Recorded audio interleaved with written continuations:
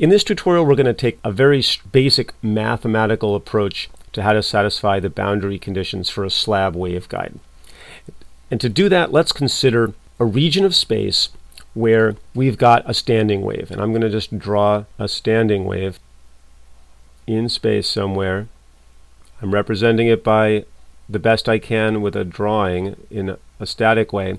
And so there's some region of space here where I've got a standing wave. I've got regions that of large field, and I've got nodes in between the extrema. And let's highlight a particular location here to say I've got an antinode right there. And we don't know what's happening outside this region of space, so I'm going to draw a box around it and say our goal is to set up conditions such that this region of space looks like this. And that's going to be the region that we eventually trap between two walls of a waveguide. But we don't know that yet. We just know that in this region of space there's a standing wave. Now, one way that we could do that, I'll label it method 1. One way that we could achieve this sort of situation would be to have two crisscrossing plane waves. We could have a k vector in this direction. We'll call that k. And we could have a wave vector in this direction. And we'll call that k prime. We are used to writing plane waves in the following way. We'll say that each one of these waves, we'll label them wave A and wave B. The electric, we'll give each one of them an electric field of E0 over 2. That's not very important here, but it'll make the final math look a little bit more familiar. And so the first wave is going to have the form e to the I k dot r minus omega t. And then the second wave, it's going to have e to the I k prime dot r minus omega t, and an extra phase term. And there what I'm saying is I'm going to choose my k vector here by definition to have a certain phase at x equals 0. I'm always free to choose that just to find my origin. But now this second wave, I've got to adjust its phase to make sure that right at this x value there's an antinode. So I'm going to call that extra phase negative 2 psi.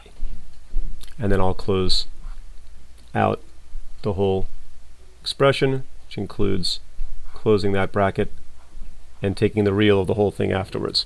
And that is one way, by having infinite space, no boundaries, and just two plane waves, one being sent in from the left, one being sent in from the right, I would be able to create this standing wave pattern in this region of space that I care about.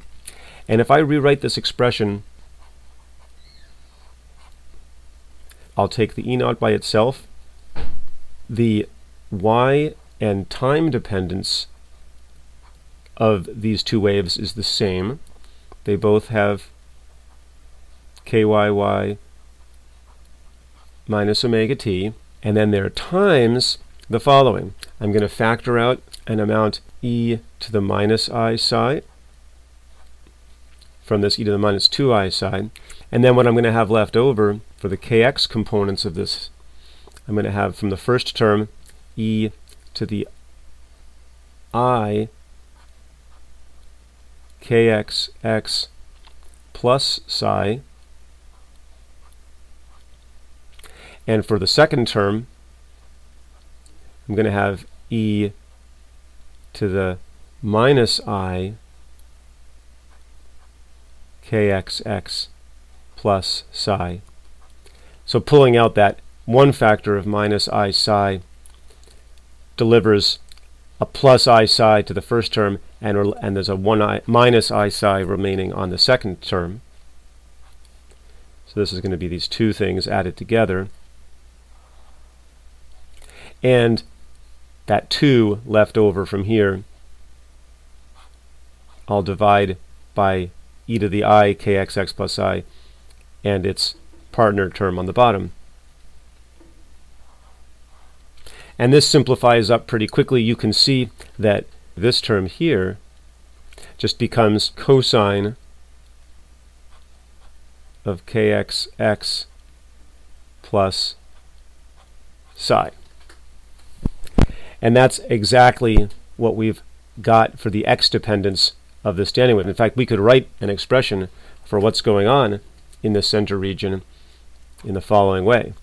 We could say the electric field for the standing wave as a function of x and y and time equals some electric field strength E naught times the standing wave cosine kxx plus psi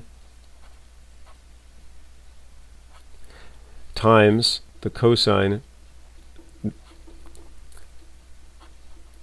term that gives us the traveling wave going downwards.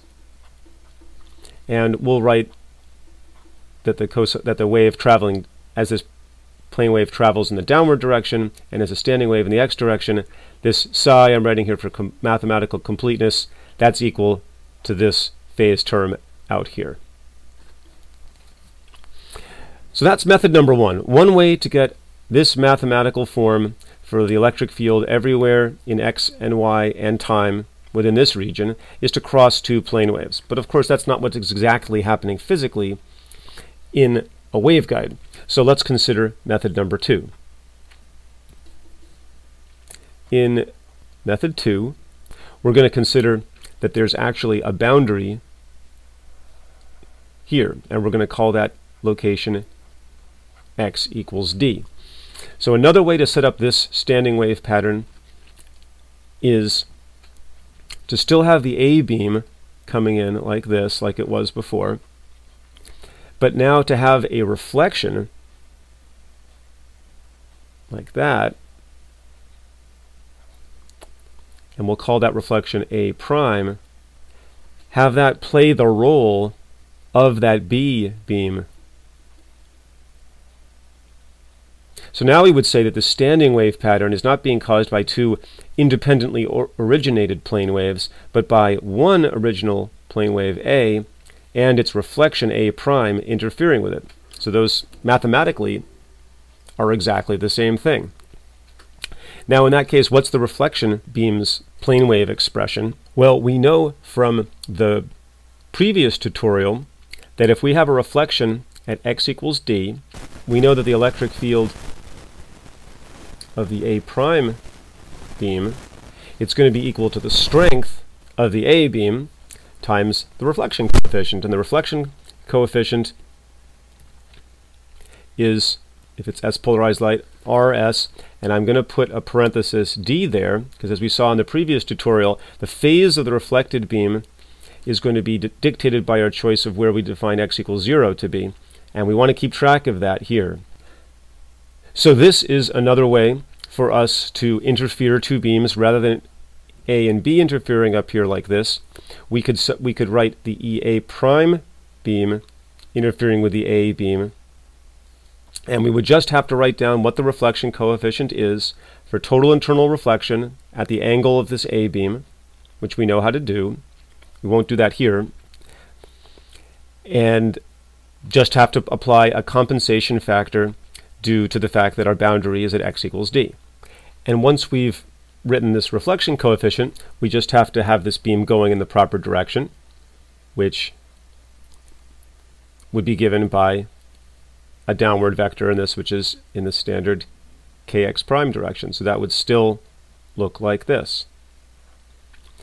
So now, instead of having an independent beam B, whose propagating term is written like this, including this phase factor to make sure we get our antinode in the right place, instead, we just reflect the A beam at total internal reflection off of one boundary.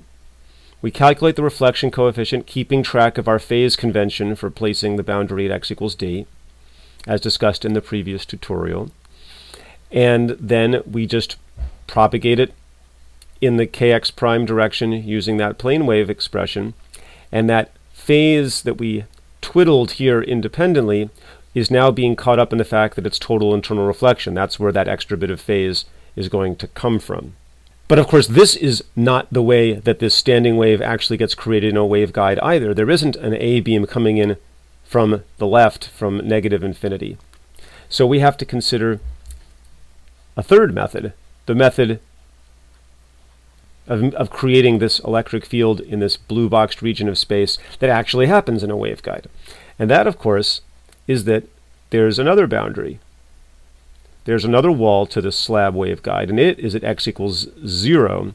We've actually coupled the wave in from above and from the top face of the waveguide, and so I'll actually draw that there's somewhere there's a top to this waveguide. We've coupled in light from above, and now we've got a problem. We've got A and A prime, that's all good, but then A prime is going to reflect again. And when it reflects, it's going to create a beam that we'll call a double prime.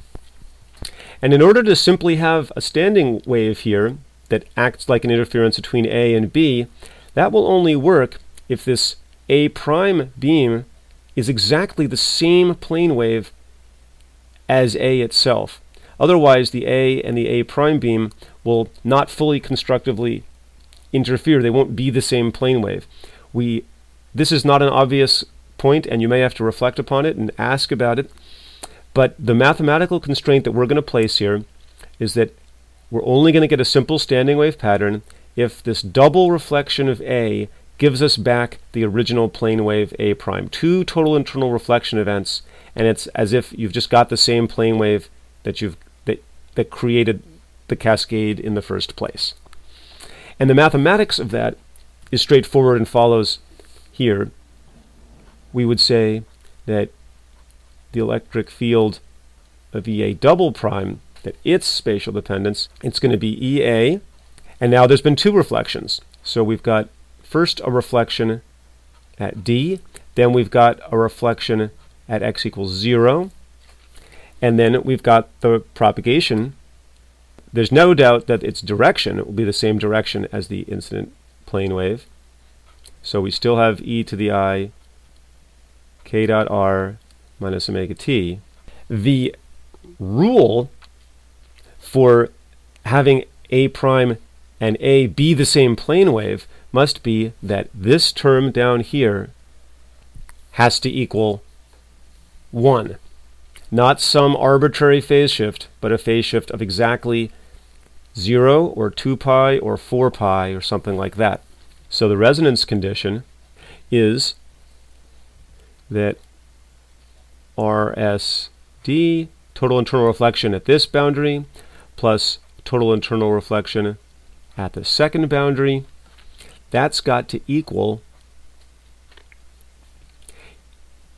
e to the I, and then some integer m amount of 2 pi. As long as m is an integer,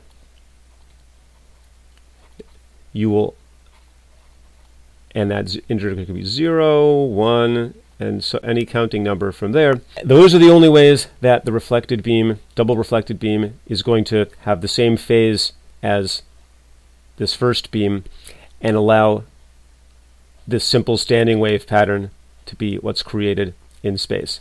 There's the resonance condition. Our next step in the next tutorial is just to unpack what the product of these two reflections is, and that will place our rule for what the thickness of the waveguide has to be for a given angle.